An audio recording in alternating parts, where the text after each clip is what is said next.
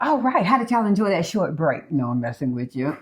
Part 2 of emotions in regards to relocating when you have decided to leave your home country and go to another country. Yeah. And we're on another step. So I've been going, I do have some notes in case you see me look down every once in a while. I hope you listen to step 1 or part 1. Now we're going to go ahead and continue on with part 2. We were finishing up with leaving the customs and traditions that you're used to. It might even also much be leaving community. That's the word that everybody's throwing out. Yeah. For us, we have a very good friend base here in the suburbs of Dallas, Texas. Mm-hmm. I'm basically from Texas. I've lived here since I was 5 years old. Cedric is a Texan. I have lived here longer than any place else in the world. There you go. And in our immediate neighborhood, our neighbors are family. Yeah. End of conversation. But y'all ain't trying to family. Yeah. But no, and so sometimes now you're learning the fact that you're going to be leaving that and going to something else. Right. That might be some steps that you're going through as well. And everybody who's listening to this is experiencing this if you're going to relocate. Yes. Next then comes the logistical stress. So it's managing the practical side of relocating, the visas, the localities, the finding a realtor, the finding an attorney. You hear those steps all the time from us. Yeah. Downsizing, packing. Some people go all in, selling houses, selling cars. We didn't go all in. No. We've mentioned this before. We went all in Panama. We didn't go all in, leaving everything in our home here in Texas. That's right. So we have 2 domiciles. We have 2 domiciles, and we will forever have 2 domiciles. This house entity, the inside might change as far as some things that we might move around, but it will always be here. Cars may or may not change. We don't know. I mean, y'all, it's hard to get rid of stuff when it's paid off. Yeah. See, most people sit there and go, I'll sell that. I get rid of that. And I understand that when you're carrying a note, when you are financing, when you have interest payments. Yeah. We have none of that. Yeah. So we'll be getting rid of 3 cars just to get rid of 3. I mean, that's just to get rid of them. Yeah. And this is life. Oh, we don't. Oh my God. We're not bragging on that aspect. We're saying we worked hard to attain the things that we have, to be debt free, to enjoy whatever country that we were going to be in when we got there. We're not financing Panama and financing Dallas. Right. Dallas is free and clear. That's right. Matter of fact, we end up saving money when we're not here in Dallas because obviously you don't have electricity on, you don't have water on, you don't have groceries that you're paying.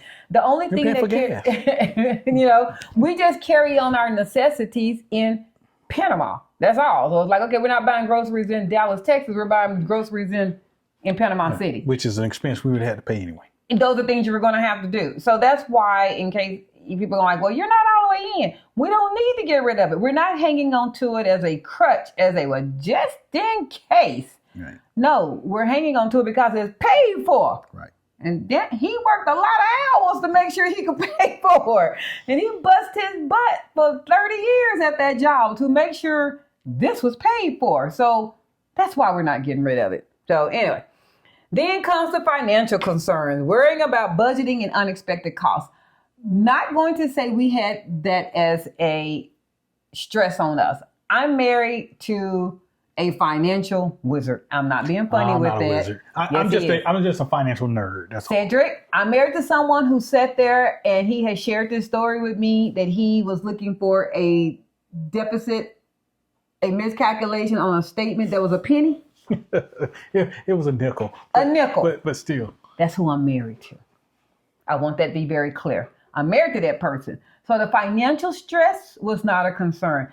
I get to be on cruise control on the financial side, and I'm not going to lie on that. That might be too much stress on his end because he's the one that did all the calculating that and moving that and making sure this was right. And we're not going to do that. We can't do that. And I had to say no a whole bunch of times. He had to say no a lot. Can we? No. We didn't get to being able to have 2 homes because we also went on 15 international trips during the year. We didn't go get the latest and the greatest of every new car. Our newest car is a 2016, which we just happen to have 2 2016 cars, but only one was purchased new. Everything else has been purchased used. Yep.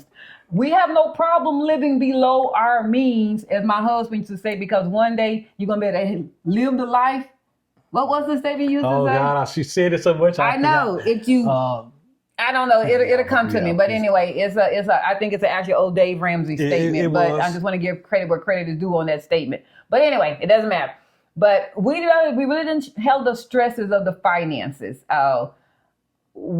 I also work out. I do work. So I think the first time we came, Cedric did the airline tickets. We just not that kind of couple that we sit there and go, who did this and who did what? We just do it. That's the cost. We just pay for it. We just get it done. It just balances out in the end. We just do it.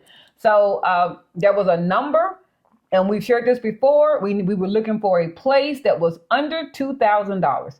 As much as it could be under $2,000 a month in rental, the more we could do in having extras in that place. Right. Extras in that place to us was maid service, a chef, being able to get extra cheese on your cheeseburger. That's the thing I like to say. Get my adult juice every once in a while. Once in a while. And just enjoy and also use Panama City as a jump off country to go to other places. We're too close to Jamaica, one of our favorite countries as well. We're too close to Costa Rica, Colombia, Mexico to not go to those places. And so the more under that number that we were, the more of those we got to do. You might be asking why $2,000? Because it allowed, I don't like to say that's extra money of the month, but that's money that we had set aside that was not going to have to mean something else couldn't get done here. Correct. That's all. It's there. It wasn't going to change anything. It's allocated and it's there. In case you're wondering, well, why the magical number of 2,000? And me being a finance guy, it could be a little higher, but it could. I always have a buffer. Always. First off, it could be a much higher if I also contributed to that as well. We both are breadwinners and bread earners. He happens to get his from retirement. I get mine from my own company. If we want to go out there and get a $5,000, $6,000, $7,000 a month home, we could. We financially could. Yeah, but we don't want to. That's right. That's right. We don't want to. So I want that to be clear. We financially could do that. We don't want to do that. We didn't do that when we bought this house, and we're not going to do it on a second home. Right. We've mentioned before we weren't going to be house poor.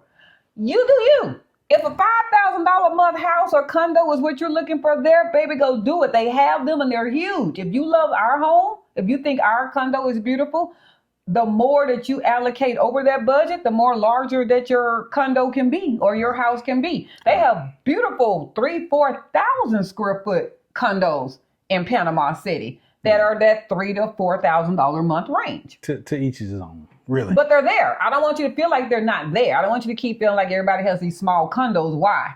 Because we're retired. Ours is 1,300 square feet, 1,400 square feet, and it suits us perfectly. It's just us two. It's 3 bedrooms, 3 baths. It's perfect for us. Financial concerns, worrying about budget and unexpected costs. We just hit that. The uncertainty, facing moments of doubt about how well the relocation actually will work.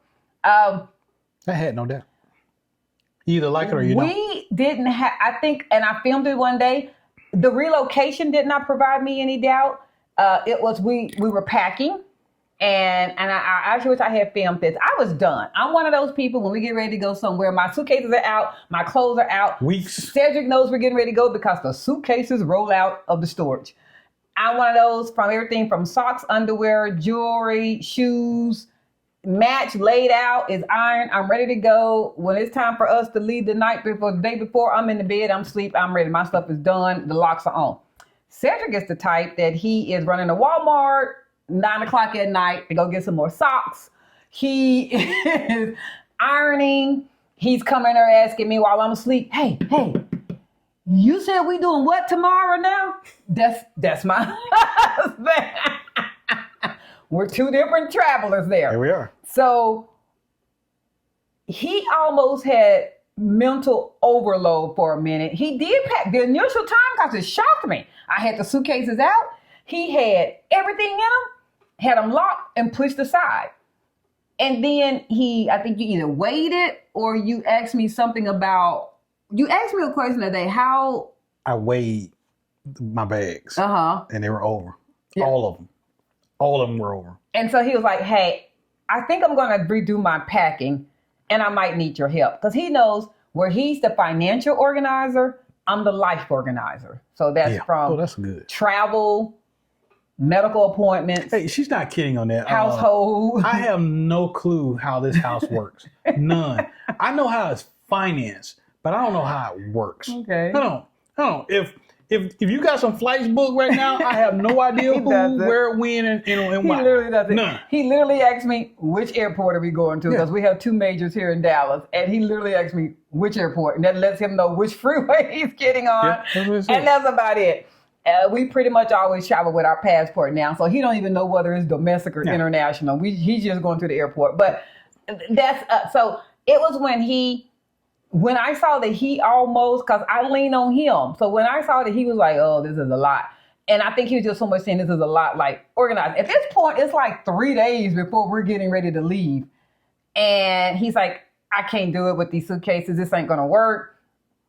He went to the store. I'm going to go purchase some more type of travel luggages that he wanted. He was also concerned, and I had to break this down to him. He said, we're going to end up having 10, 12, 14 luggages, and it's just me. How are we going to carry this? And I said, Cedric, it's just us getting it into the airport. That's it. Once it gets to the airport, it's off our shoulders. Like, you get one of them metal, you get the carts, and that's literally what we did. And I think he had to hear the life organizing part, because he was thinking literal part. Like, how are me and you going to carry, roll, pull 14 suitcases? This is crazy. It's not going to work. You know, we all know they got the little cart thing, and baby, our carts were, woo! They were loaded. They were loaded. You couldn't even see my head. They were loaded to the top. They were loaded. But we pushed them carts in there, got them on through to United, and headed our way. And then logically, once we got through customs, for those that are unfamiliar, once you're basically a baggage claim, if you are going to be traveling and you're going to have additional boxes, bites, packages, luggage, there are, I want to say, almost like porters. There are gates that are there. You tip them a few dollars, as you always should. Now, come on, y'all. Ooh, tip them. I overtip. Ooh, I overtip. All right. No, well, typically it's $5 a bag. And so you're probably about right. You probably did that. I did. $5 a bag. Yeah, typically because we had 12 bags. They also, another great thing about using the porters, they expedite through the second customs thing. That they do. So otherwise you have to be in line. So because friend takes care of friend, they take you on to their partner's line, and they go ahead and let you x-ray the bags through. And then folks be like, how did you get through? So, we always try to give y'all gems and tips. That's another one. So if you go ahead and tip the porters that are there, straight through. You go straight through, and they get you on through. And then I had already reserved a shuttle. I wasn't going to take the chances on anything else. So the logistics were worked out. And that was the question about the uncertainty of logistics. We already hit that. We weren't worried about that. Relying on each other as a couple. I was worried that we were going to fall the hell out in Panama. Okay, so Cedric has been retired for how long, baby? How long have you been retired? I retired November of 21. So I've worked from home since 2008. It has been myself here with kids, without kids, with grandbabies during COVID. So I'm used to the house being myself. I am a work from home. When I'm at home, I work. Most of the time I don't have the TV on, I don't have music on. I will sit at that computer and I will work sometimes 8, 9, 10 hours. Sometimes he will leave to go to work and I'm still at the computer when he comes back, and he's like, did you get up? So I'm not one of those that say they work from home, but who knows what they do, and they at the nail salon. Now I've gotten my day better, but at that time I was working from home. Yeah. So when he retired, we went from me rarely seeing him in the house. And I do mean we were 2 ships passing at night, because he shared this before as an air traffic controller. He didn't report to work the same time 2 days in a row. Never. And then eventually his shift went to, by the 5th day, he worked twice in that day. He worked the day shift, and then he worked overnight. And then it was a horrible shift. He did this. This was 30 years of our life. So, 20 years. Yeah, 20 with me. 30 with mine. That's just what it was. So now all of a sudden I have my hubby in the house, and he misses his wife, and he wants attention. And he That's just about emotions. He didn't understand that wifey is working. Oh, I understood it. No, he didn't understand it. I did. We finally got through that, and he got his system, and he got his rooms, and he was, stop messing with me all the time. He don't come in there all the time, mess with me. Now we're going to a place where I know we're going to be starting over with that system again. Like I knew I was going to have to work, but I've got my schedule better that my day is mine. And it was going to be lean. We were going to be around each other all the time. Like there was no break. I guess that's what I want to say. Yeah. There wasn't going to be a break. There wasn't going to be hey, I'm getting ready to go around here in Dallas. He's like, hey, I'm going to Walmart. Oh, I don't know. What are you going to do? I'm going to go have a drink. And maybe you don't drink. But y'all know, this is your network, you get tired of being around each other. We're in a 5-bedroom, 2-story house. We got some places we can go. You know, I'm going upstairs, you're going downstairs. Go on the patio. Going on the patio. You can get away from each other. So it was like, what am I going to do when I don't want to look at him no more today? Today I'm done. Oh, you sound like you mad angry. Every wife know what I mean. Oh, today you angry. I'm done. Oh. I can't look at him no more today. We didn't really have those days. I'm not being funny about it. Anytime we each kind of had just getting a lot, and that was either from contractors, delivery, lack of communication, us being frustrated with ourselves and not being able to understand when somebody calls us to set up a delivery, they're talking straight Spanish and fast. And we can't get to our translator fast enough and you just get them frustrated days. We never hit our point the same day, at the same time. Right. We never did. He had a couple of days, I had a couple of days. And days is an exaggeration. Yeah. Minutes. Moments in a day. Moments. And then we would each sit there and go, baby, don't worry about that. You know, if they called him, because he wants to master the Spanish language. And him being the head of our household, somebody's calling. And for whatever reason, the Panamanian culture, they gravitate toward the male. If you're a husband and wife partnership, although I speak better Spanish, when they wanted a phone number, and this was somewhat, I guess, our bad. We didn't realize they were going to be calling him to set up the appointment. I'm the wrong person of us to coordinate life stuff. That ain't me. We've already said that. That's her. So we had dual phones. We still had our American domestic phone. And when they would call, he would try to be getting his American phone out to get the translator out. And they're like, he's like, hold on. No habla español. Hold on. And if y'all hadn't noticed, I talk very slow now.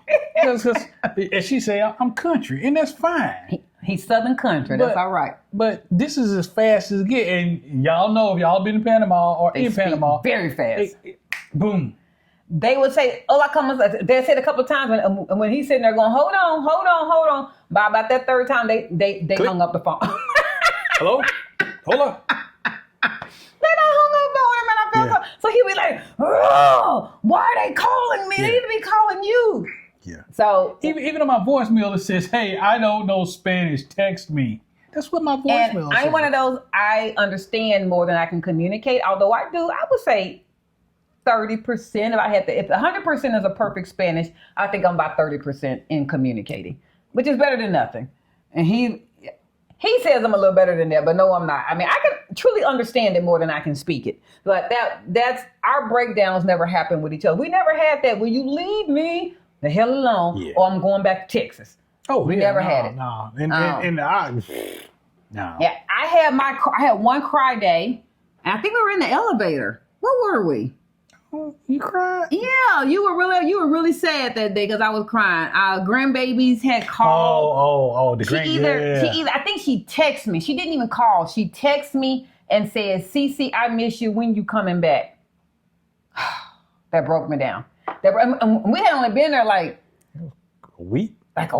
I mean, we had a long time to go. We were going to be there 5-6 weeks. And I'm going, she's asking on week 1, when am I coming back? This is breaking my heart. And we got in the elevator and I was telling him, I was just telling him. I remember that. Our grandbaby texted and he said, really, she okay? I said, I couldn't even get it out. I just started crying. After that day, I was good. It's like I had to get that one day out because she wanted to know when we were coming back. And I told her I'd never lied to her, and I don't. Yeah. So anyway, planning that new life. Oh my gosh, the new chapter, your final chapter, I guess the way that you like to say it. That's it. The planning side was fun. Y'all, I'm married to a one who sat there and said, literally, if you want it, go pick it out. Let's get it. Yeah. And he explained it to me. There were 2 reasons that was important to him. One, we've worked 20 years in getting this to be a home, 15 years as far as living here, I was in the house. Mm-hmm. And he did not want it to be that I felt like a visitor in our second home. Like, Correct. I don't like this. This ugly. This I don't even like this. I don't even like this furniture. And the second thing was he knew that our hearts, them two grandbabies, was in Dallas, Texas. Mm-hmm.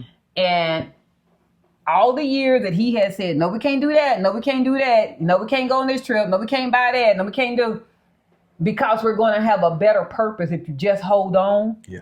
He didn't want to be there. Now we're at that better purpose, and it's like, no, can't get it. You need to put that down. We're not buying it. And, That's not a thing anymore.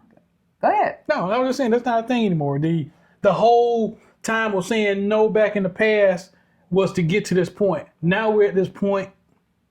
What am I holding back for? Mm-hmm. They make this condo what you want it to. I agree. And I didn't look. Swipe. Do it. Do it. Yeah, let's do it.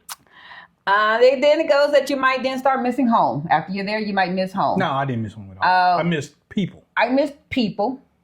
At that particular time here in Dallas, they were going through a major cold front. You missed that. And I felt so bad for people. Like literally, I don't know if you know anything about Dallas weather, but typically February is Dallas's winter. Lately, it has gotten more and more cold in Dallas, Texas in February. And we left in February and they were having 8 and 10 degree days. That is extremely cold. Yeah, I didn't miss that. And we were in 80 and 90 degree weather. So loved it. Wasn't quite missing. But like he said, we missed the people. But again, these gadgets that we have, my mom was able to see our home. She saw the transition of everything. And what is that? Oh, Amber Alert. Sorry. Amber Alert, yeah. I'm sorry. I just like, what is that beeping? And so we were able to experience that. My grandbabies were able to see them on the phone. So we didn't get to that feeling of missing people. I don't think we ever did. Able to talk to everybody. Except the grands. They say the next stage is that you rediscover your marriage. I would say that. We celebrated our 20th anniversary while in Panama City. And we decided to just be lazy and bums and lay on the beach and snuggle and canoodle and look at each other. And she's kind of downplaying it since, we were on a catamaran and we flew to an island. But yeah, we were lazy. That video is also on our YouTube. If you would like to check out San Blas Islands and our experience for our 20th anniversary. Yeah. We had a great time. Yeah. But we just enjoyed each other and we sat back and truly had we did this shit. We did this. We did it. And that was our moment. And we were enjoying it. And it was a great experience that we feel like our marriage is going to be stronger because we lean on each other. Yeah. I would say, though, for those of you I've seen a lot of people that sit there and go, they're going to be retiring their spouses and moving to Panama. There's a phase you go through when you're not used to being around each other to where you are around each other. Yeah. You might want to gradually lean into... We have retired on Friday. We've moved on Saturday, and now we're looking at each other every day from this point on. Yeah, there are some baby steps you got to take, and you got to relearn the relationship. Yeah. That is not saying you won't have a great time. That's not wishing any ill will on you. I'm just saying that if you could possibly retire and be around each other and kind of get that groove going before you throw in a relocation, which is a whole nother stress in itself, you might have a lot of things on you at one time that you all are like, what the heck did we get ourselves into? When the relocation actually might not have been that bad if you all had just been more used to being around each other during the retirement. That's all. It's a lot. Everybody know moving is stressful. You can move next door and it's stressful. Moving is stressful. So the people that I'm seeing in our comments that are saying that they are retiring, they're both a couple, they're going to be moving, get used to being around it. I know you said, we've been married 20, 30, 40 years, baby. We know each other. There ain't nothing like being around each other every day. You have not spent 8+ hours around each other every day. Not while you're working. Yeah. No. This is my best friend and I love him a deal, but you're going to be around each other a lot. Yeah. So then it comes back that, you might then now start your visits home, and then you get to a contentment phase. So this is our visit home. It's funny that they get to that part because this is our visit. We are visiting home. We weren't here. We did a video. We were in the parking lot of the airport. Yeah. Fresh off the plane. And I felt heavy. We were in the international customs and I had already started back griping. Yep. No. Oh my God, I don't believe. What is this? Why don't they have mobile passport open? That American knees jumped right back in her. I was like, oh man, we back in the Matrix. It had started. She was stressed. I was stressed at the airport. America hit me like that. If I could have saw them grandbabies at the airport, gave them a hug and a kiss and got right back on that plane, I'm not lying, you guys. That's how peaceful it is and wonderful life is in Panama. We love it. We absolutely love it. So those are really the phases of emotions. Are there any more emotions? That's like the list, but I want to make sure that there's anything that you wanted to say that you felt like some emotions that you've gone through. There is some emotions. Come on with it. Knowing that you're going someplace that none of your friends are at. None of them. Yeah, you got gadgets and stuff that you can see each other and you FaceTime, you can do whatever. But your boys ain't with you. The people that you call friends, your co-friends. None of them there. So every person you meet now that you're in Panama, they're a stranger and they are a potential friend. Yeah. And there's a loss from the friends that you had back home. You're not going to be around them. Right. It's like every face. And you have to be honest with yourself. Most of them, if you completely get into Panama, you won't see again. Yeah. Not in person. You will never see them. You're going to have new friendships. You won't see them again. That's correct. It's like anything else. How many of you, I do have friends from high school, so please don't, I really can't use myself, but it's not all of them. Like every journey that you've ever taken, remember the last day of school when you were in high school? Oh, we're going to keep in touch. 5 years later, you don't remember them people's name. You go through college or you go through military or whatever that next phase was for you. When that last journey comes to an end, hey man, holla at you, see you on the backside, we're going to keep in touch, we're going to go to have a drink. How many of those people that you keep in contact with? Typically that list starts getting less and less people. That first job that you had, that you was like a real career and you worked there 3, 4, 5, 6, 7 years, now it's your last day. All right, y'all, this won't be our last time. We're going to get together. How many of those people do you keep in contact with? It's like all phases and journey in life. That chapter ended. The book didn't end. The chapter ended. Right. And you got to learn how to let that chapter go. There's another chapter. There's another chapter before that one. There's going to be another chapter after that one. You don't know what's in store for you. And eventually that book is going to be closed and it's going to be the end. But you're going to have all of those wonderful chapters there. Yeah. All those chapters. So you can't regret it. Just know that, and those are, the relationships didn't end. They just served their time. So that's all. And to wrap all this up, it's really, what did the Butlers go through in the move? and we had some good and we had some bad. We had some good, we had some bad times. But we're sharing this with y'all, and because y'all are going to go through it too. If you hadn't gone through it, you will go through it. You will go at through some it. point or another. Make sure you have a plan to a plan to a plan. But the funny thing is, don't be mad at each other. If you're blessed to be able to go with a partner, remember y'all are on the same team. Right. Even on your worst day, whatever that worst day might be, don't let it come between each other. But you got to have an honest conversation before you start the process. If you're a team, do you both want the same thing? Because if you don't, it's not going to work. This is your time to do it. This is your time to speak up. If you're going along with it because you're thinking, well, let me just let this phase. It's not a phase. Let me just let this get out his system, because if we don't do this, he ain't gonna stop talking about it. It won't work. It honestly won't work. If you're not being honest and you need to let him or her or her or her or him and him, I don't care what the dynamics are. No, I don't want to go there. I thought I did, but I don't. Be honest with yourself. Be honest with your partner. It's going to show, and your partner is going to need you boots on the ground. And y'all, this is a financial expense. Oh, yeah. And for most people, it's a huge one, whether that is selling your home that you're in or keeping that home and going to start another home in another place. This stuff is not free. So if you really don't want to be there and really be your heart into it, tell your partner. You have to be honest and tell them. Because if you don't do it now, before you get into it, a couple months down the road, you're in country, it's going to come out. It's going to have a plan. If you're not going to be there 365, have a realistic expectation of what you really want to see that travel plan be. That might also be something that needs to be discussed before you make this move. One person might be thinking, oh, we're just going to be down there for 30 days. Another person like, no. Who told you that? Well, I don't want to do that. Like, have a plan. We just recently did our actual calendar day plan so that we can have an idea up to this house. That's really the funny thing about it was what we're going to do about the Dallas house. So if we know how often we really do see ourselves coming back and forth, that lets us know whether we want to, whatever we want to do with this house. Not sell it, I mean like put somebody in it type thing. So be honest. I agree with you on that. Be honest. Just be honest. Be brutally honest, because if you're not, it's going to cost you a lot of money, and it might cost your relationship if you do it late. That's real talk. 2,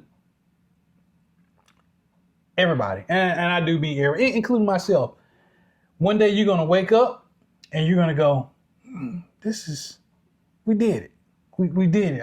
I'm happy we did it. And now I gotta learn Spanish.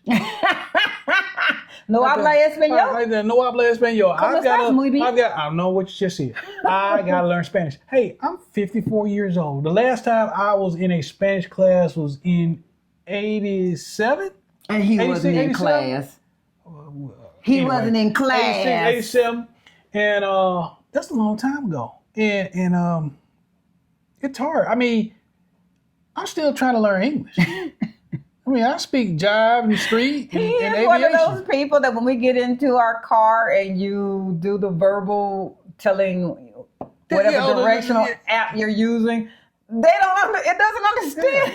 Like I said, you heard what I said. He gets mad at it. I didn't say that. I said this. It doesn't understand his country dialect. Yeah. So, poor baby. And so yeah, I'm gonna. He doesn't want to do Spanish. I don't want to do it. I don't want to do it, but it's disrespectful, and I know my experience is gonna be so much better learning Spanish. But I know the language of aviation. I know the language of music. I know some English because, yeah. But Spanish is muy picante. See? So that's something in me that I got to learn. And that's a shortcoming that I got to work on. And you're there to help. And I know you're my biggest cheerleader. I know that. I am his But cheerleader. I suck. And I know that. He doesn't suck. Okay. He gets frustrated. He is his worst enemy, like most people. If he can't master it the first time, he gets frustrated. And another language is not one of those things you can master the first time. So I try to teach him to master a phrase or a word a day, period. Don't overwhelm yourself with thinking you're going to go out there and have this hour-long conversation with someone in Panama, because you're not. But if you just learn one phrase that day and build upon that one phrase. Let's see. Yeah, okay. Whatever you say. So. Okay. All right. That's all your emotions? That's all I want to share right now. When we start talking to our group, we will be doing, in case, I know y'all sat on this one for a little while, but we will be going live for our members only. So shout out to them. You're going to see their names scrolling across this when we do this. So we really do want to thank our members that have joined. We will be doing a live, going to book that, and we're going to do more in-depth questions and talking and get to know each other. So if you're not a member and you like this round table talking that we be doing, we know today was a little deep. Yeah. Wasn't our normal ha ha ha ha he self, but emotions are deep. And your mental health is important. And if whatever country you're in is not giving you peace to your mental health, you might want to reevaluate, is that where you want to be? Right. And don't stay there and kill yourself so that you can help others. As in aviation, my husband sits there and you must don your mask before you must don your mask before you try to help someone else. You can't help nobody else and you're sitting there slowly dying. So I don't know what country you might happen to be. I don't know what city you might happen to be in. If you feel like you haven't lived life and it's killing you, and wherever you at is killing you, please make a change. Yep. Do that. Make a change. That mental health is important. And once again, we both keep saying, you got one round at this thing called life. You got one round. Mm-hmm. He does the fourth quarter. I say the one round. Can Okay. y'all tell we're very sports oriented here? You got one round. I like boxing. Mm-hmm. You got one round. What you gonna do? You better come on with it, because at the end of the day, no one's gonna sit there and give you another round. Yep. Yep. I wish you had more time. I wish you had more time, Denzel. Yeah.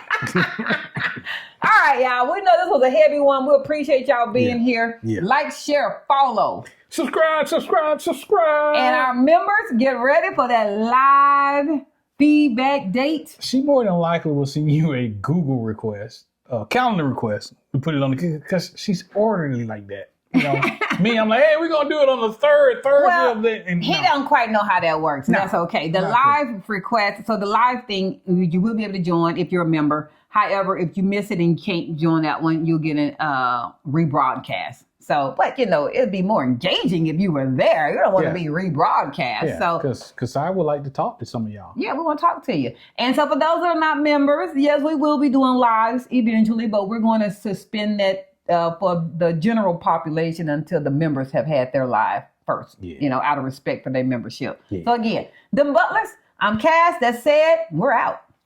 Deuces.